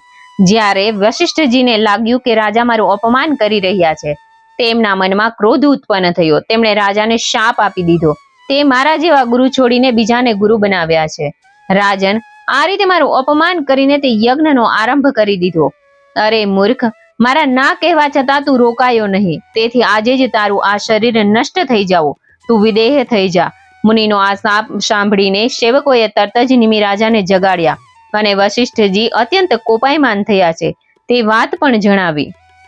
રાજાના મનમાં કોઈ દુર્ભાવના ન હતી. તેમણે મીઠી વાણીમાં વિવેકપૂર્વક તાત્વિક વાતો કહેવા માંડી. તેમણે કહ્યું કે હે ધર્મને જાણનાર ગુરુદેવ, મારો કોઈ અપરાધ નથી. હું આપનો યજમાન છું. મારી વારંવાર પ્રાર્થનાને ઠુકરાવીને આપ લોભવશ બીજે ચાલ્યા ગયા. બ્રાહ્મણોએ સદા સંતોષ રાખવો જોઈએ. વિદ્વાનોએ ક્રોધનો સદા ત્યાગ કરવો જોઈએ, કારણ કે તે ચાંડાળથી પણ વધારે અછૂત છે. આપે ક્રોધાવશ થઈને મને કારણ વિના શાપ આપ્યો છે. હું પણ તમને શાપ આપું છું. આપનું આ ક્રોધયુક્ત શરીર નાશ પામો. આ પ્રમાણે વશિષ્ઠજી અને નિમિ રાજા બંને પરસ્પર શાપના ભાગી બન્યા. બંને શાપના કારણે ચિંતિત થઈ ગયા. વશિષ્ઠજીના મનમાં અત્યંત ચિંતા થઈ. તેઓ બ્રહ્માજીની શરણમાં ગયા અને રાજાએ જે શાપ આપ્યો હતો તે કહી સંભળાવ્યો. વશિષ્ઠજીએ કહ્યું કે પિતાશ્રી, મારી એવી ઈચ્છા છે કે મને બીજું શરીર મળવા છતાં મારી સ્થિતિ આ જન્મના જેવી જ રહેવી જોઈએ. એટલે કે મને આ શરીરમાં જે જ્ઞાન છે તેવું જ જ્ઞાન બીજા શરીરમાં પણ રહેવું જોઈએ. વશિષ્ઠજીની વાત સાંભળીને બ્રહ્માજીએ તેમના તે માનસ પુત્રને કહ્યું કે મુનિ, તમે મિત્ર અને વરુણના તેજમાં પ્રવિષ્ટ થઈને શાંત પડ્યા રહો. સમય આવે તેમના દ્વારા તમે યોનિ વિના જ પ્રગટ થશો. નવો દેહ મળ્યા છતાં તમને અત્યારના જેવી જ ધાર્મિક બુદ્ધિ પ્રાપ્ત થશે. વશિષ્ઠજીએ પ્રસન્ન થઈ તેમને પ્રણામ કરીને પ્રદક્ષિણા કરી. તે વરુણના આશ્રમે ચાલ્યા ગયા. હંમેશા એક સાથે રહેવાવાળા મિત્ર અને વરુણ બંને ઋષિ ત્યાં વિરાજતા હતા. વશિષ્ઠજી સૂક્ષ્મ શરીરથી તે બંને ઋષિઓના શરીરમાં પ્રવિષ્ટ થઈ ગયા. રાજન, એ એક સમયની વાત છે. ઉર્વશી નામની પરમ સુંદર અપ્સરા તેની સખીઓ સાથે સ્વેચ્છાપૂર્વક મિત્રાવરુણના ત્યાં આશ્રમ ઉપર આવી. તેને જોઈને મિત્રાવરુણનું ચિત્ત ચલાયમાન થઈ ગયું. તેમણે ઉર્વશીને કહ્યું કે સુંદરી, તું અમને પતિ બનાવી આ આશ્રમમાં રહી આનંદનો અનુભવ કર. ઉર્વશી મુનિ સાથે પ્રેમપૂર્વક રહેવા લાગી. ભાવિ વશ ત્યાં એક ઉઘાડા મુખવાળો ઘડો પડ્યો હતો. મુનિઓ ઉર્વશી સાથે વાતચીત કરી રહ્યા હતા. ત્યાં મિત્રાવરુણનું વીર્ય સ્ખલિત થઈને ઘડામાં પડ્યું. રાજન, તેમાંથી અત્યંત સુંદર બે મુનિકુમાર પ્રગટ થયા. પ્રથમ બાળકનું નામ અગત્ય અને બીજાનું નામ વશિષ્ઠ પડ્યું. મિત્રાવરુણના વીર્યથી ઉત્પન્ન થયેલા બંને મુનિ મહાન તપસ્વી અને ઋષિઓમાં મુખ્ય ગણાતા હતા. અગસ્ત્ય ઋષિ અત્યંત તપસ્વી હતા. તેઓ બાળપણમાં તપ કરવા વનમાં ચાલ્યા ગયા અને બીજા પુત્ર વશિષ્ઠને ઇક્ષ્વાકુ વંશના પુરોહિત બનાવ્યા હતા. ઋત્વિજોએ અનેક પ્રકારના મંત્રોનો પ્રયોગ કરીને રાજા નિમિના શરીરને સુરક્ષિત રાખ્યું હતું. મંત્ર શક્તિથી નિર્વિકાર આત્મા શરીરમાં સ્થિત હતો. યજ્ઞ સમાપ્ત થયા પછી બધા દેવતાઓ ત્યાં આવ્યા. બ્રાહ્મણો પ્રાર્થનાપૂર્વક દેવતાઓને રાજાની સ્થિતિનું વર્ણન કર્યું. તેથી દેવતાઓએ કહ્યું, ઉત્તમ વ્રતનું પાલન કરનાર રાજન, તમારા યજ્ઞના પ્રભાવથી તમને સર્વોત્તમ જન્મ મળી શકે છે. દેવ શરીર અથવા મનુષ્ય શરીર, તમારી જે ઈચ્છા હોય તે તમે મેળવી શકો છો. ત્યારે નિમિના આત્માએ કહ્યું કે મહાભાગ દેવતાઓ, મારી ઈચ્છા એ છે કે બધા જ પ્રાણીઓ જેનાથી જોઈ શકે તે વસ્તુમાં રહેવાનો મને સુઅવસર પ્રાપ્ત થાય. તમામ પ્રાણીઓની આંખોમાં વાયુ બનીને હું વિચર્યા કરું. ત્યારે દેવતાઓએ કહ્યું, તમારી આ જ ઈચ્છા માટે તમે ભગવતી જગદંબાને પ્રાર્થના કરો. તેમની કૃપાથી તમારો આ મનોરથ અવશ્ય પૂર્ણ થશે. દેવતાઓના કહ્યા પ્રમાણે નિમિએ દેવીને પ્રાર્થના કરી. દેવીએ નિમિ રાજાને સાક્ષાત દર્શન આપ્યા. નિમિ રાજાએ દેવી પાસે વરદાન માંગ્યું કે માતા, મને બધા જ પ્રાણીઓના નેત્રોમાં રહેવાનો સુયોગ પ્રાપ્ત થાય. દેવીએ કહ્યું કે રાજન, તમને શુદ્ધ જ્ઞાન અવશ્ય પ્રાપ્ત થશે. તમારા પ્રભાવથી જ પ્રાણીઓની આંખોમાં પલકારો કરવાની શક્તિ રહેશે. તેથી મનુષ્ય, પશુ, પક્ષી આ બધા પલકારા લેનારા પ્રાણી કહેવાશે. બધા મનુષ્યોએ ચર્ચા વિચારણા કરીને નિમિના નષ્ટ થઈ રહેલા સ્થૂળ શરીરને ત્યાં મૂક્યું અને કોઈ રાજકુમાર ઉત્પન્ન થાય એવા વિચારથી તે શરીરમાં કાષ્ટ મૂકીને મંત્રોચ્ચાર કરતા તેનું મંથન કર્યું. સાથે સાથે મંત્રોચ્ચારથી હવન કાર્ય પણ ચાલુ થયું. અરણી મંથન કરવાથી એક સર્વગુણ સંપન્ન બાળકની ઉત્પત્તિ થઈ. અરણી મંથન દ્વારા ઉત્પન્ન થયેલો હોય મીઠી અને પિતાના શરીરથી નીકળ્યો હોય તે બાળક જનક નામથી જગતમાં પ્રખ્યાત થયો. આ પ્રમાણે નિમિથી જનક રાજાની ઉત્પત્તિ થઈ છે. તેમણે ગંગા કિનારે ખૂબ મનોહર મિથિલા નામનું નગર વસાવ્યું. જે જગ પ્રસિદ્ધ છે. આ કુળમાં જે રાજાઓ થાય છે તે બધા જનક નામથી ઓળખાય છે. તે પરમ જ્ઞાની રાજાઓને બધા વિદેહ પણ કહે છે. રાજન, નિમિ રાજાની આ ઉત્તમ કથા છે જે મેં તમને સંભળાવી. તેમને શાપને કારણે વિદેહ થઈ જવું પડ્યું હતું. આ તમામ વાત સ્પષ્ટ રૂપે મેં તમને કહી સંભળાવી છે. રાજા જન્મેજયે કહ્યું કે ભગવાન વશિષ્ઠજી એક બ્રાહ્મણ હતા અને રાજાએ તેમને પુરોહિત બનાવ્યા હતા. પછી આ રાજાએ મુનિને શાપ કેમ આપ્યો? નિમિ રાજા વશિષ્ઠજીને બ્રાહ્મણ અને ગુરુ સમજીને પણ ક્ષમા ન કરી શક્યા. વ્યાસજી કહે છે કે રાજન, અજિતેન્દ્રિય વ્યક્તિ માટે ક્ષમા ખૂબ જ દુર્લભ વસ્તુ છે. વશિષ્ઠ મુનિ બ્રહ્માજીના પુત્ર અને મહાન તપસ્વી હતા, છતાં તે પણ 3 ગુણોથી પર રહી શક્યા નથી. તો પછી મૃત્યુલોકના મનુષ્યને શી વાત કરવી? તેથી હે રાજન, કાર્ય કારણ રૂપ અહંકારથી જ ત્રિલોકની ઉત્પત્તિ થાય છે. તો પછી મનુષ્ય તેના ગુણોથી મુક્ત કઈ રીતે રહી શકે? રાજન, વિદ્યા, તપ અને યોગાભ્યાસ વિના કામ ક્રોધાદી શત્રુઓનો નાશ ક્યારેય થતો નથી. કામ ક્રોધાદી વિકારોનું ઉદ્ગમ સ્થિત છે. જ્યારે મન વશમાં હોય તો આ વિકારો ઉત્પન્ન થતા નથી. રાજન, આ જ કારણે નિમિ રાજા વશિષ્ઠ મુનિને ક્ષમા કરી શક્યા નહીં. પૂર્વકાળની વાત છે. શુક્રાચાર્યજીએ યયાતિ રાજાને શાપ આપ્યો હતો કે તમે હમણાં જ ઘરડા થઈ જાઓ. રાજાએ કશું કહ્યા વિના જ શાપનો સ્વીકાર કરી વૃદ્ધત્વ સ્વીકારી લીધું. બરાબર છે, કેટલાક રાજાઓ શાંત સ્વભાવના હોય છે અને કેટલાક અત્યંત કઠોર હોય છે. રાજન, બધાનો સ્વભાવ એક સરખો હોતો નથી, તેથી કોઈને દોષ આપવા જેવો નથી. પુરાણ કાળની વાત છે. અનેક ભૃગુવંશી બ્રાહ્મણો હૈહય કુળના ક્ષત્રિયોના પુરોહિત હતા. ક્રોધાવેશમાં આવીને તે ક્ષત્રિયોએ કાંઈ પણ વિચાર્યા વિના બ્રહ્મ હત્યાના પાપને અવગણીને ધનના લોભથી બધા બ્રાહ્મણોને મારી નાખ્યા હતા. ક્ષત્રિયો દ્વારા ભૃગુવંશી બ્રાહ્મણોનો સંહાર. જન્મેજય રાજાએ પૂછ્યું કે પિતામહ, જેમણે બ્રહ્મ હત્યાની જરાય ચિંતા કર્યા વગર ભૃગુવંશી બ્રાહ્મણોનો વધ કરી નાખ્યો, તે ક્ષત્રિયોમાં બ્રાહ્મણો પ્રતિ આવો ભેદભાવ કેમ ઉત્પન્ન થયો તે કહેવાની કૃપા કરો. આ પ્રમાણે જન્મેજય રાજાના પૂછવાથી વ્યાસજી પ્રસન્ન થઈને કહેવા લાગ્યા. હૈહય વંશમાં અત્યંત ધાર્મિક અને બળવાન એક રાજા થયા. તેમનું નામ કાર્તવીર્ય હતું. તે રાજાને 1000 ભુજાઓ હોવાથી તે સહસ્ત્રાર્જુનના નામથી પ્રસિદ્ધ થયા. તેમણે દત્તાત્રેય પાસેથી મંત્ર દીક્ષા લીધી હતી. તેમને કેટલાક લોકો ભગવાન વિષ્ણુના અવતાર છે એમ કહેતા. આ રાજાએ અનેક યજ્ઞો કરીને ભૃગુવંશી બ્રાહ્મણોને વિપુલ સંપત્તિ દાનમાં આપી દીધી હતી. સહસ્ત્રાર્જુને ઘણા સમય સુધી પૃથ્વીનું રાજ્ય કર્યું. તેમના મૃત્યુ પછી હૈહય વંશના ક્ષત્રિયો બિલકુલ નિર્ધન થઈ ગયા. એકવાર તે ક્ષત્રિયોને સંપત્તિની ખાસ જરૂરિયાત ઊભી થઈ. તેઓ ધન માંગવા માટે ભૃગુવંશી બ્રાહ્મણો પાસે ગયા. નમ્રતાપૂર્વક તેમણે બ્રાહ્મણો પાસે ધનની યાચના કરી, પરંતુ તે લોભી બ્રાહ્મણોએ તેમને બિલકુલ ધન આપ્યું નહીં. આ હૈહય વંશી ક્ષત્રિયો અમારી પાસેથી ધન જૂટવી લેશે તેવા ભયથી કેટલાક બ્રાહ્મણોએ ધન જમીનમાં દાટી દીધું અને બીજા કેટલાક બ્રાહ્મણોએ બીજા બ્રાહ્મણોને ત્યાં છુપાવીને મૂકી દીધું હતું. આમ લોભને કારણે તે બ્રાહ્મણોના વિચારો ભ્રષ્ટ થઈ ગયા હતા. તેથી તેમણે તેમના યજમાનોને દુઃખી જોવા છતાં ધન આપવા આગળ ન આવ્યા. રાજન, ત્યાર પછી ઘણા હૈહય વંશી ક્ષત્રિયો જે ધનના અભાવમાં અત્યંત દુઃખી હતા, તેઓ ધન માટે ભૃગુવંશી બ્રાહ્મણોના આશ્રમ ઉપર ગયા. તેમણે જોયું કે બ્રાહ્મણો આશ્રમો છોડીને ચાલ્યા ગયા હતા. ત્યારે તે ક્ષત્રિયોએ ધન મેળવવા ત્યાંની જમીન ખોદવાનો આરંભ કર્યો. તે દરમિયાન કોઈ એક વ્યક્તિએ આશ્રમમાં દાટેલું ધન જોયું. તેણે બધાને બતાવ્યું. પછી ધનના લોભથી તે ક્ષત્રિયોએ આજુબાજુના બ્રાહ્મણોના આશ્રમો પણ ખોદી કાઢ્યા અને ત્યાંથી પણ તેમને ઘણી સંપત્તિ મળી. ક્રોધી ક્ષત્રિયો તેમને બાણોથી મારવા લાગ્યા અને ત્યારે ભૃગુવંશી બ્રાહ્મણો નાસીને પર્વતોની ગુફાઓમાં ચાલ્યા ગયા. હૈહય વંશીના ક્ષત્રિયો ત્યાં આવી પહોંચી ગયા. ભૃગુવંશનો સંહાર કરતા તે આ પૃથ્વી પર ફરવા લાગ્યા હતા. તે હત્યારા ક્ષત્રિયો પાપ કર્મ માટે કટિબદ્ધ થયા હતા. તેમના ભયંકર કાર્યથી જે સ્ત્રીઓના ગર્ભ પડી જતા હતા, તે બિચારા કુકરી પક્ષીની જેમ વલોપાત કરતી હતી. વ્યાસજી કહે છે કે રાજન, જ્યારે હૈહય વંશી ક્ષત્રિયો ભાર્ગવ વંશી સ્ત્રીને અત્યંત દુઃખી કરવા લાગ્યા, ત્યારે તે ભયભીત થઈને હિમાલય પર્વત ઉપર ચાલી ગઈ. ત્યાં નદી કિનારે તેમણે માટીની પ્રતિમા બનાવીને નિરાહાર રહીને ગૌરીની ઉપાસના કરવા લાગી.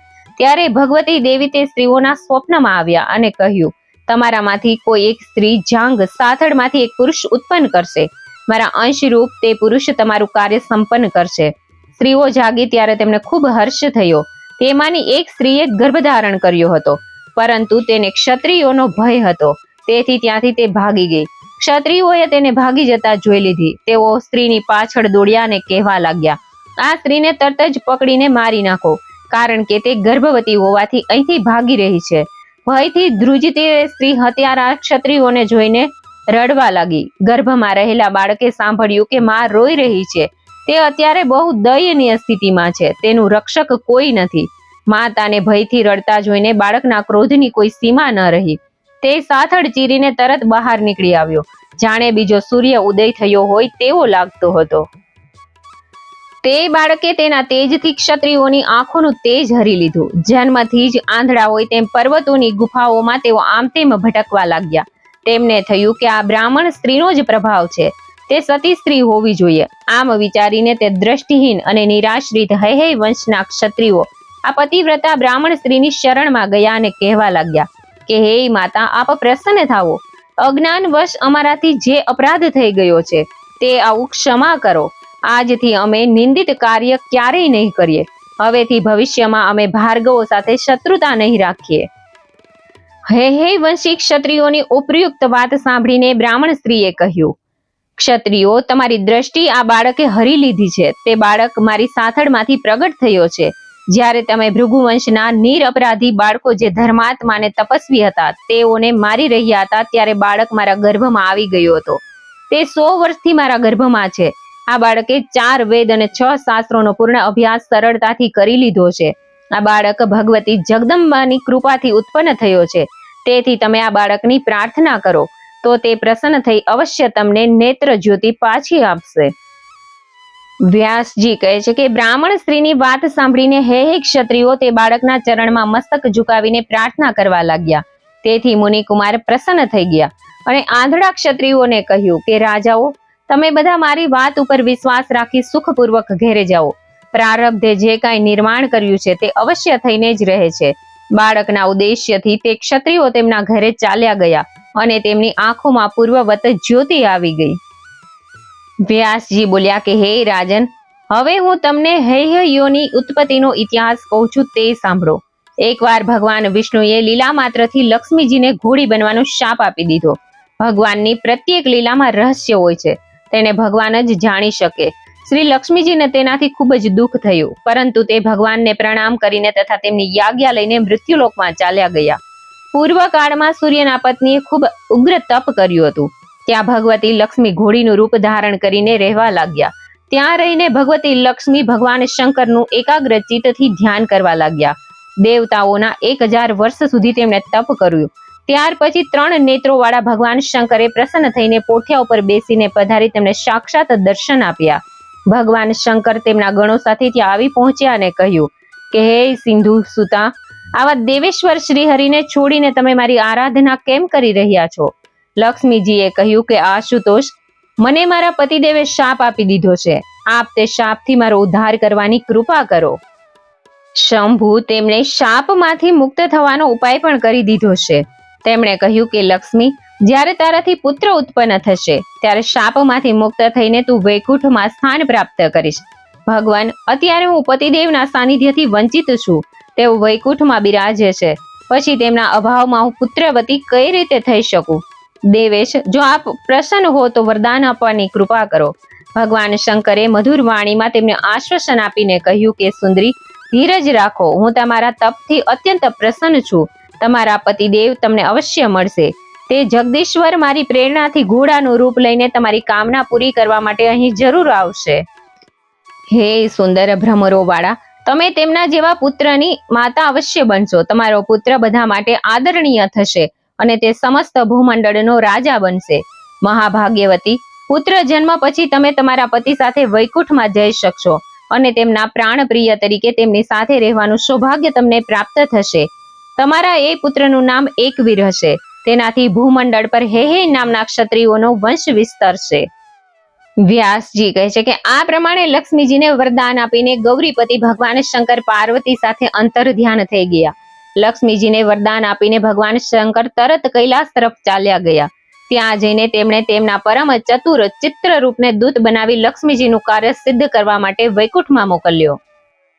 ભગવાન શંકરના કહેવાથી ચિત્રરૂપ તરત જ ત્યાંથી ઉત્તમ ધામ વૈકુંઠ જવા રવાના થયો. દૂતે કહ્યું કે ગરુડ ધ્વજ ભગવાન શંકરે મને અહીં મોકલ્યો છે. પ્રભુ, હું તેમના કહેવા પ્રમાણે આપને કહી રહ્યો છું. દેવેશ, તેમણે કહ્યું છે કે વિભો, આપના પત્ની લક્ષ્મી દેવી યમુના અને તમસા નદીના સંગમ પર તપ કરી રહ્યા છે.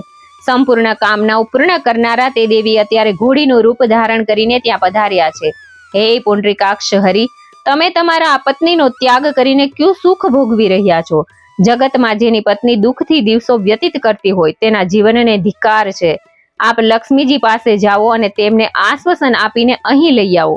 જગતમાં કોઈનું અસ્તિત્વ લક્ષ્મી વિના સ્થિર રહી શકતું નથી. આપ કૃપા કરીને ઘોડાનું રૂપ લઈને રમાદેવી પાસે પધારો. પુત્ર ઉત્પન્ન થયા પછી તે દેવીની સાથે વૈકુંઠમાં પાછા આવજો. વ્યાસજી કહે છે કે જન્મેજય, ચિત્રરૂપની વાત સાંભળીને ભગવાન વિષ્ણુએ કહ્યું કે બહુ સરસ, એવું જ થશે. દૂત ગયા પછી ભગવાન વિષ્ણુ સુંદર અશ્વનું રૂપ ધારણ કરીને વૈકુંઠથી નીકળી પડ્યા. તેઓ લક્ષ્મીજી જ્યાં ઘોડીના રૂપમાં તપ કરતા હતા ત્યાં પહોંચી ગયા. તે સ્થાન પર ભગવાન વિષ્ણુ અને લક્ષ્મીજીનું પરસ્પર મિલન થયું. ઘોડીના રૂપવાળા તે લક્ષ્મીજી સગર્ભા થયા. ત્યાં તેમણે એક અદ્ભુત ગુણવાન પુત્રને જન્મ આપ્યો. ત્યાર પછી ભગવાન વિષ્ણુએ હસતા હસતા લક્ષ્મીજીને કહ્યું, હવે તમે ઘોડીના દેહનો ત્યાગ કરી પહેલા જેવો દિવ્ય દેહ ધારણ કરી લો. આપણે બંને આપણા વાસ્તવિક દિવ્ય શરીર ધારણ કરીને વૈકુંઠમાં જઈએ. સુંદર આંખોવાળા તમારાથી જન્મેલો આ બાળક અહીં જ રહેશે. ત્યારે લક્ષ્મીજીએ કહ્યું કે નાથ, તમારા જેવી જ પ્રતિભા ધરાવતા આ પુત્રને આપણે સાથે લઈ લો. તે મને પ્રાણ કરતા પણ વધારે વહાલો છે. શ્રી હરિએ કહ્યું, આ પુત્રનો ત્યાગ કરવાનું જે મુખ્ય કારણ છે તે હું તમને કહું છું. પૃથ્વી પર અયાતિ વંશમાં તુર્વશુ નામનો એક રાજા છે. તેમના પિતાએ તેમનું નામ હરિવર્યમાં રાખ્યું હતું. અત્યારે તે રાજા પુત્ર માટે પવિત્ર તીર્થસ્થાનમાં તપ કરે છે. તે રાજા હરિવર્મા માટે મેં આ પુત્ર ઉત્પન્ન કર્યો છે. આપણે રાજા પાસે જઈને તેને મોકલી આપીએ. તે પ્રેમથી તેને પોતાના ઘરે લઈ જશે. તે જ વખતે જગતગુરુ ભગવાન નારાયણ લક્ષ્મીજી સાથે વિમાનમાં બેસીને તપ કરી રહેલા રાજા પાસે પધાર્યા હતા. ભગવાન વિષ્ણુએ અમૃતમયી વાણીથી કહ્યું કે રાજન, હું તમારી તપસ્યાથી અતિ પ્રસન્ન છું. તમને તમારી ઈચ્છા પ્રમાણેનું વરદાન આપું છું. તેનો સ્વીકાર કરો. રાજાએ તેમના ચરણોમાં માથું નમાવીને કહ્યું કે મુરારી, મેં પુત્ર માટે તપ કર્યું છે. આપ આપના જેવો પુત્ર મને આપવાની કૃપા કરો. ભગવાન શ્રી વિષ્ણુએ તેમને કહ્યું, અયાતિ નંદન, તમે યમુના અને તમસા નદીના પવિત્ર સંગમ સ્થિર પર હમણાં જ ચાલ્યા જાઓ. તમે ઈચ્છો છો ને તેવો જ પુત્ર મેં ત્યાં રાખી મૂક્યો છે. રાજન, મારા આ પુત્રમાં અપાર બળ છે. સ્વયં લક્ષ્મી તેના માતા છે. તમારા માટે જ તેને ઉત્પન્ન કર્યો છે. તમે તેનો સ્વીકાર કરો. અને ભગવાન ત્યાંથી અંતર ધ્યાન થઈ ગયા. પછી અયાતિ નંદન રાજા હરિવર્મા એક સરસ રથ લઈને સવાર થઈ પ્રસન્નતાપૂર્વક જ્યાં બાળક હતો ત્યાં ગયા. તે બાળક તેના પગનો અંગૂઠો પકડીને ચૂસી રહ્યો હતો. તે કામદેવ જેવો સુંદર હતો. રાજાએ તે બાળકને ખોળામાં લઈ તેનું મુખ જોતા રાજાની આંખોમાંથી પ્રેમાશ્રુ સરી પડ્યા. પછી રાજા હરિવર્મા પ્રસન્નતાપૂર્વક તે પુત્રને લઈને તેમના ઘરે ગયા અને તે પુત્ર રાણીને સોંપી દીધો. રાણીએ તે પુત્ર કોણ છે તે વિશે પૂછતા રાજાએ કહ્યું કે પ્રિય, ભગવાન શ્રી લક્ષ્મી નારાયણે મને આ પુત્ર આપ્યો છે. આ પુત્રની જનેતા સાક્ષાત લક્ષ્મીજી છે. પુત્ર પ્રાપ્ત કરીને રાણી અતિ આનંદ મગ્ન થઈ ગયા. રાજાએ પુત્ર પ્રાપ્તિ નિમિત્તે મોટો ઉત્સવ કર્યો અને યાચકોને ઉદાર હાથે દાન આપ્યું અને પુત્રનું નામ એકવીર રાખ્યું હતું. વ્યાસજી કહે છે કે રાજન, પછી રાજા હરિવર્માએ બાળકના જાત કર્માદિ સંસ્કાર કર્યા અને તેના લાલન પાલનની સંપૂર્ણ વ્યવસ્થા કરી. આ બાળકના 6ઠા મહિને અન્નપ્રાશન સંસ્કાર અને 3જા વર્ષે મુંડન સંસ્કાર કરાવ્યા. દરેક સંસ્કાર વખતે બ્રાહ્મણોને આદરપૂર્વક પૂજન કરી ગાયો વગેરેનું દાન, 11મા વર્ષે યજ્ઞોપવિત સંસ્કાર કરાવી ધનુર્વિદ્યાનો અભ્યાસ કરવાની વ્યવસ્થા કરી. ધનુર્વિદ્યા શીખી લીધા પછી એકવીરને બધી રીતે યોગ્ય સમજીને રાજાએ તેનો રાજ્યાભિષેક કરવાનો નિશ્ચય કર્યો. આ શુભ પ્રસંગે રાજાએ સ્વયં તીર્થો ને સમુદ્રના પવિત્ર જળથી રાજકુમારનો અભિષેક કરી બ્રાહ્મણોને દાન આપી એકવીરને ગાદી ઉપર બેસાડ્યો.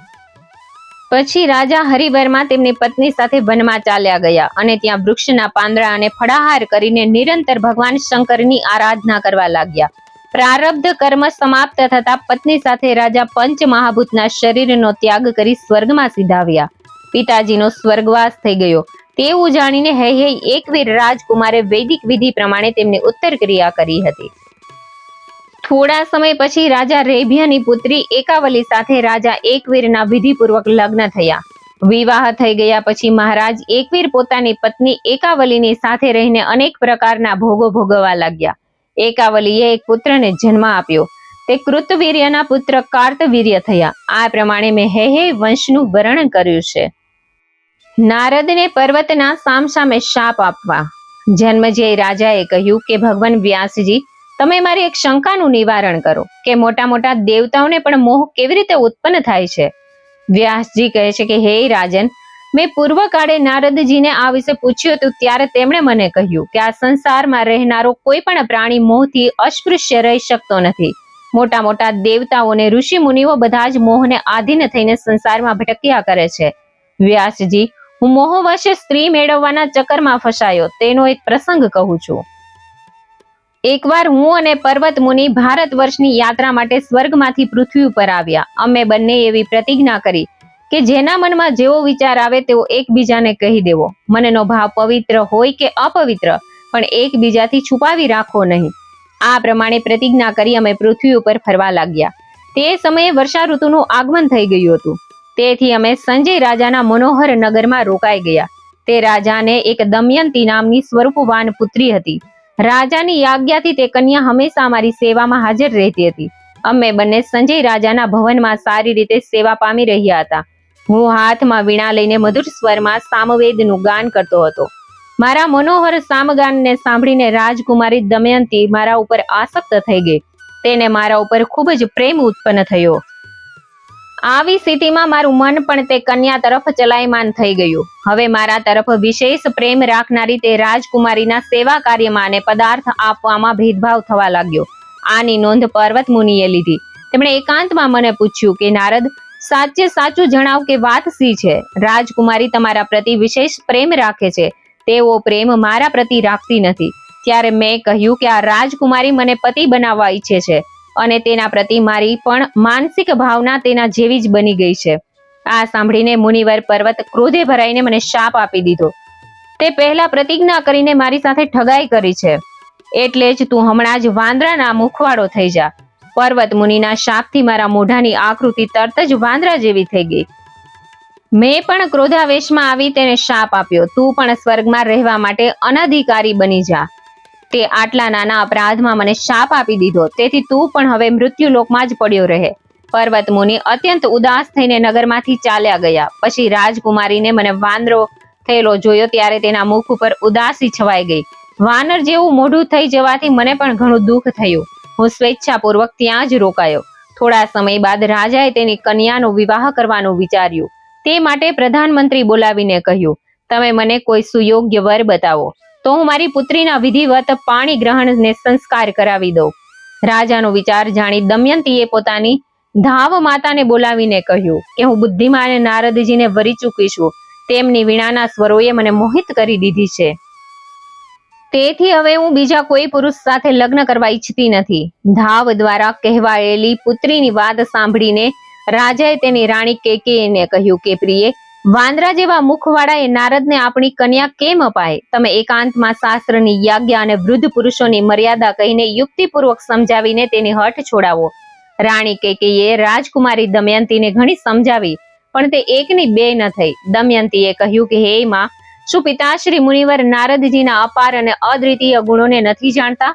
ત્રિલોકમાં નારદના જેવું સામવેદનું દિવ્ય જ્ઞાન કરનાર બીજું કોઈ નથી.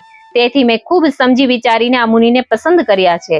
વાંદરાની મુખાકૃતિ તો હમણાં શાપને કારણે થઈ છે અને તે શાપ પણ મારા કારણે જ થયો છે. નારદજી કહે છે કે પુત્રીની વાત સાંભળીને રાણીએ રાજાને બધી વાત કરી. પછી રાજાએ શુભ મુહૂર્તમાં સંપૂર્ણ વિધિ સાથે દમયંતીનો પાણી ગ્રહણ સંસ્કાર મારી સાથે કરી દીધો. આ પ્રમાણે લગ્ન થયા પછી હું ત્યાં જ રહેવા લાગ્યો. જ્યારે રાજકુમારી દમયંતી સેવા માટે મારી પાસે આવતી ત્યારે હું ખૂબ દુઃખી થતો, પણ તેના મનમાં ક્યારેય ઉદ્વેગ ન હતો. આમ થોડો સમય વ્યતીત થયા પછી અચાનક એક દિવસ પર્વત મુનિ અમારે ત્યાં પધાર્યા. મને અને દમયંતીને જોઈને તેમને ખૂબ જ દુઃખ થયું, કારણ મારી સ્થિતિ અત્યંત દયાપાત્ર હતી. હું પર્વત મુનિનો મામો હતો અને મામાને આ રીતે દુઃખી જોઈને તેમણે કહ્યું કે મુનિવર નારદ, તમને ક્રોધમાં આવીને શાપ આપી દીધો હતો. હું તમને શાપમાંથી મુક્ત કરું છું. તમે મારા પુણ્યના પ્રભાવથી ફરી સુંદર મુખવાડા બની જાઓ. નારદજી કહે છે કે મુનિવર પર્વતની વાત સાંભળીને મારું મન પણ નમ્રતા અને કૃતજ્ઞતાથી ભરાઈ ગયું અને મેં પણ મારો શાપ પાછો લઈ લીધો. પર્વત મુનિના કહ્યા પ્રમાણે મારું મુખ અત્યંત સુંદર થઈ ગયું. તેથી રાજકુમારીને અપાર હર્ષ થયો. પોતાના જમાઈને સુંદર મુખવાડો જોઈને રાણી કૈકેયીએ આ પ્રસંગ રાજાને કહી સંભળાવ્યો. આ સાંભળી રાજા સંજયના મનમાં અપાર આનંદ થયો. તેમણે મને અને મારા ભાણેજ પર્વત મુનિને ખૂબ ધન આપ્યું અને મોટી પહેરામણી આપી. મારા અનુભવ પ્રમાણે આ બધો મહામાયાનો જ પ્રભાવ અને મહાત્મય છે. નારદ મુનિને માયાવશ સ્ત્રી રૂપની પ્રાપ્તિ. નારદજી કહે છે કે હે મુનિવર, એકવાર અદ્ભુત કર્મો કરનાર ભગવાન વિષ્ણુના દર્શનની મને ઈચ્છા થતા જ હું સ્વર્ગથી નીકળી પડ્યો. હું વીણા વાદ્ય કરતો કરતો મનોહર શ્વેત દ્વીપમાં પહોંચ્યો. ત્યાં મને દેવાધિદેવ ભગવાન વિષ્ણુના દર્શન થયા. તેમની પાસે લક્ષ્મીજી બિરાજેલા હતા. મને જોઈને લક્ષ્મીજી ત્યાંથી ખસી ગયા. મેં ભગવાન વિષ્ણુને પૂછ્યું કે હે પ્રભુ, મને આવતો જોઈને ભગવતી લક્ષ્મીજી આપની પાસેથી કેમ ચાલ્યા ગયા? જગત ગુરુ, હું એક તપસ્વી છું. મારી ઇન્દ્રિયો મારા વશમાં છે. મેં ક્રોધ ઉપર કાબુ મેળવી લીધો છે. માયાનો કોઈ પ્રભાવ મને વશ કરી શકતો નથી. મારા અહંકાર ભરેલા વચનો સાંભળીને પ્રભુને હસવું આવ્યું. ભગવાન વિષ્ણુએ કહ્યું કે નારદ, હું માયા પર વિજય પ્રાપ્ત કરી ચૂક્યો છું. આવી વાત ક્યારેય કોઈની આગળ કરવી નહીં, કારણ સનકાદી મુનિઓ પણ માયાને જીતી શકવા સમર્થ નથી. ત્યારે તમારી કે બીજા કોઈની શી વિષાદ? કામ પણ માયાનું જ રૂપ છે. ક્યારેક તો કામ ધર્માત્મા પુરુષના મનમાં પણ ક્ષોભ અને વ્યાકુળતા ઉત્પન્ન કરે છે. નારદજીએ શ્રી હરિને પૂછ્યું કે રમાપતિ, માયાનું રૂપ કેવું છે? તેની આકૃતિ કેવી છે? તેમાં કેટલી શક્તિ છે? તે ક્યાં રહે છે અને કોના આધારે રહે છે તે મને જણાવો. મને માયાને જોવાની અને જાણવાની તીવ્ર ઈચ્છા છે. પ્રભુએ કહ્યું કે નારદ, તારે માયાને જોવી હોય તો હમણાં જ મારા ગરુડ ઉપર બેસી જાઓ. આપણે બંને બીજા લોકમાં જઈએ. હું તને ત્યાં માયાના દર્શન કરાવીશ. આમ કહી ભગવાન અને નારદજી ગરુડ ઉપર બેસી ગયા. અમે બંને કાન્ય કુંજ પાસે પહોંચી ગયા. ત્યાં એક દિવ્ય સરોવર હતું. પ્રભુએ મને કહ્યું કે નારદ, પહેલા આ સરોવરમાં સ્નાન કર્યા પછી આપણે બંને આ નગરમાં જઈશું. પહેલા તમે આ સ્વચ્છ જળમાં સ્નાન કરો. ભગવાને મારી વીણા અને મૃગચર્મ લઈ લીધા અને હું તે પવિત્ર જળમાં સ્નાન કરવા લાગ્યો. મેં તે જળમાં જ્યારે ડૂબકી મારી કે તરત મારી આકૃતિ સુંદર સ્ત્રીના રૂપમાં પરિવર્તિત થઈ ગઈ. તે જ વખતે ભગવાન મારી વીણા અને મૃગચર્મ લઈને આકાશ માર્ગે પોતાના નિજ ધામમાં પધારી ગયા. હું ત્યાં સુંદર આભૂષણોથી સજાયેલા સ્ત્રીના રૂપમાં સમય વ્યતીત કરવા લાગ્યો. તે જ ક્ષણે મારી પૂર્વ શરીરની સ્મૃતિ ચાલી ગઈ. હું સરોવરના કિનારે બેઠો હતો કે ત્યાં એક તાલધ્વજ નામના રાજા આવ્યા. તે દેખાવે કામદેવ જેવા સુંદર લાગતા હતા. તેમણે મને કહ્યું કે કલ્યાણી, તું કોણ છે? કયા દેવતાની પુત્રી છે? તારો શો વિચાર છે? તું મારા જેવા શ્રેષ્ઠ પતિને પ્રાપ્ત કરીને મારા સહયોગથી મનોવાંચિત ભોગ ભોગવી શકે છે. નારદજી કહે છે કે રાજન, આપ ધર્માત્મા પુરુષ છો. હું આપને આધીન છું. મારા કોઈ માતા પિતા નથી. મારે કોઈ રહેવાનું સ્થાન પણ નથી. મારી વાત સાંભળીને તે રાજાએ એક પાલખી મંગાવીને તેમાં મને બેસાડી અને તેમના ઘેર લઈ ગયા. શુભ મુહૂર્તે એમ વિધિ પ્રમાણે અગ્નિની સાક્ષીમાં લગ્ન કર્યા. રાજાએ મારું નામ સૌભાગ્ય સુંદરી રાખ્યું. રાજ્યનો કારભાર છોડીને પૂરો સમય રાજા મારી સાથે ક્રીડા કરવામાં જ વ્યસ્ત હતા. હું પણ તે રાજાના પ્રેમ પાશમાં બંધાઈ ગયો. આ પ્રમાણે કામ ક્રીડામાં આસક્ત થઈને એક ક્ષણની જેમ 12 વર્ષ વ્યતીત થઈ ગયા. મેં રાજાના સંપર્કમાં રહીને 12 પુત્રોને જન્મ આપ્યો. હું બાળકોના લાલન પાલનમાં જ પરોવાયેલો રહ્યો. સમય જતા તે બાળકોના વિવાહ કર્યા. ઘરમાં વહુ આવી. પુત્રોને ત્યાં પુત્રો થયા. હું ઘરની ભાગદોડમાં જ પરોવાયેલો રહ્યો. મને પૂર્વ શરીરની સ્મૃતિ અને શાસ્ત્રોનું જ્ઞાન નષ્ટ થઈ ગયું હતું. વ્યાસજી, માયાથી મોહિત થવાને લીધે મને એવું લાગ્યા કરતું હતું કે હું શ્રેષ્ઠ આચરણવાળી એક પતિવ્રતા રાણી છું. હું ઘણા પુત્રોની માતા છું અને સંસારમાં મારું જીવન ધન્ય છે. ત્યારબાદ દૂર દેશનો એક પ્રસિદ્ધ રાજા મારા પતિ સાથે શત્રુતા કરીને અમારા નગર ઉપર ચડી આવ્યો. તેણે યુદ્ધમાં મારા પુત્રો અને પૌત્રો બધાને મારી નાખ્યા. હું યુદ્ધભૂમિમાં ગયો. ત્યાં જમીન પર પડેલા મારા પુત્રો અને પૌત્રોનો મૃતદેહ જોઈને મારા દુઃખની કોઈ સીમા ન રહી. હું હૈયાફાટ રુદન કરવા લાગી. ત્યારે ભગવાન વિષ્ણુ એક વૃદ્ધ બ્રાહ્મણનું રૂપ લઈને ત્યાં પધાર્યા. બ્રાહ્મણ રૂપી ભગવાને મને કહ્યું કે હે સુંદરી, રડવાનું બંધ કરીને સ્વસ્થ થઈ જા. મર્યાદાની રક્ષા માટે સ્નાન કરી પરલોકવાસી પુત્રોને તિલાંજલિ આપવી જોઈએ. આમ ભગવાન વિષ્ણુએ મને સમજાવ્યો. હું રાજા અને બંધુઓને સાથે લઈ તીર્થમાં જવા નીકળ્યો. વિપ્ર વેશધારી ભૂત ભાવન ભગવાન આગળ ચાલતા હતા. તેઓ મને તીર્થમાં લઈ ગયા. ત્યાં એક પવિત્ર સરોવર હતું. ભગવાન શ્રી હરિએ મને કહ્યું, તું આ પવિત્ર તીર્થમાં સ્નાન કરીને પુત્રોના મરણરૂપી શોકમાંથી મુક્ત થઈ જા. મેં તે સરોવરમાં જેવી ડૂબકી મારી કે તરત હું પુરુષ બની ગયો. ભગવાન વિષ્ણુ મારી વીણા લઈને કિનારા પર વિરાજમાન હતા. મને તેમના સાક્ષાત દર્શન થયા અને મારા મનની વિસ્મૃતિ દૂર થઈ ગઈ. અગાઉ મારી આકૃતિ સ્ત્રી જેવી થઈ ગઈ હતી અને ફરીથી હવે હું પુરુષ કેવી રીતે થઈ ગયો? આમ વિસ્મય સાથે વિચારવા લાગ્યો. ત્યાં મને નારદને જોઈ રાજા તાલધ્વજ અત્યંત આશ્ચર્યમાં પડી ગયા. તેઓ કહેવા લાગ્યા, મારી પત્ની ક્યાં જતી રહી અને આ મુનિ નારદ ક્યાંથી આવી ગયા? આમ કહી તે વિલાપ કરવા લાગ્યા. ભગવાન શ્રી હરિએ તેમને અનેક પ્રકારના યુક્તિપૂર્વકના વચનો કહીને શાંત કર્યા. ભગવાને કહ્યું કે રાજેન્દ્ર, શોક ન કર. કાળની ગતિને રોકવી અત્યંત મુશ્કેલ છે. હવે તમે સ્વસ્થ થઈ બંધુ બાંધવોને છોડી જંગલમાં ચાલ્યા જાઓ. આ મનુષ્ય દેહ દુર્લભ છે, પણ ક્ષણ ભંગુર મનુષ્ય ખૂબ પ્રયત્નપૂર્વક આત્મકલ્યાણ કરી લેવું જોઈએ. ભગવાન વિષ્ણુના વચન સાંભળી રાજાને અદ્ભુત વૈરાગ્યનો ઉદય થયો. તે પોતાના પુત્રને રાજ સોંપી વનમાં ચાલ્યા ગયા. તેમણે તત્વજ્ઞાનમાં સંપૂર્ણ યોગ્યતા પ્રાપ્ત કરી લીધી હતી. નારદજી કહે છે કે રાજા તાલધ્વજના ગયા પછી મેં ભગવાન વિષ્ણુને કહ્યું કે ભગવાન, આપે મને ઠગ્યો છે, પરંતુ માયાનું અપાર બળ મારી સમજમાં આવી ગયું. પરંતુ પ્રભુ, મને એ જણાવો કે જ્યારે હું સરોવરમાં સ્નાન કરતો હતો ત્યારે ડૂબકી મારતા જ મારી પૂર્વ સ્મૃતિ કેમ નષ્ટ થઈ ગઈ? ભગવાન વિષ્ણુ બોલ્યા કે નારદજી, આ બધો મહામાયાનો ખેલ છે. મહામાયાના ગુણોથી દુસ્તર સીમાને જાણવા શંકર અને બ્રહ્મા પણ શક્તિમાન નથી. તો પછી મંદ બુદ્ધિવાળો બીજો કયો મનુષ્ય આ રહસ્યને જાણી શકે?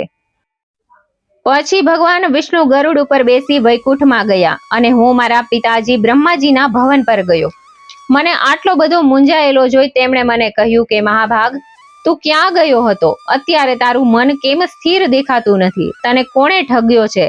નારદ કહે છે કે જ્યારે મારા પિતાશ્રીએ મને આ પ્રમાણે પૂછ્યું ત્યારે મેં મહામાયાના પ્રભાવથી ઉત્પન્ન થયેલ તમામ હકીકત કહી સંભળાવી. ત્યારે પિતાશ્રી બ્રહ્માજીએ કહ્યું કે હે વિદ્વાન, અપાર શક્તિશાળી માયાને સરળતાથી જીતવી અને જાણવામાં બધા અસફળ રહ્યા છે. માટે તું મહામાયાના સંબંધમાં શોક ન કર. પિતાશ્રીના વચન સાંભળીને મારું આશ્ચર્ય દૂર થઈ ગયું. હું તેમની આજ્ઞા લઈને ઉત્તમ તીર્થોમાં ફરતો અહીં આવી પહોંચ્યો. વ્યાસજી કહે છે કે રાજન, આ પ્રમાણે કહી મને બોધ આપી નારદ ત્યાંથી ચાલ્યા ગયા. તેમણે કહેલી વાતો પર વિચાર કરતો હું સરસ્વતી નદીના કિનારે રહેતો હતો. તે સમયે મેં શ્રીમદ દેવી ભાગવતની રચના કરી. રાજન, આ શ્રેષ્ઠ પુરાણ સર્વ સંશયોને નાશ કરનારું અનેક આખ્યાનોથી યુક્ત અને વેદના પ્રમાણોથી આધારિત છે. માયાને પોતાની સહચરી રૂપે સ્વીકારીને ભગવતી પરમેશ્વરી હંમેશા તેને સાથે રાખે છે.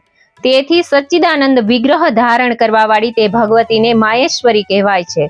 તેમના ધ્યાન, પૂજન, નમસ્કાર અને જયમાં હંમેશા તત્પર રહેવું જોઈએ. તે દયાળુ હોવાથી તેના ઉપાસકને માયા રહિત બનાવી દે છે. તેથી માયાના ગુણોથી નિવૃત્ત થવા માટે પ્રસન્નતાથી ભગવતી ઉપાસના કરવી જોઈએ.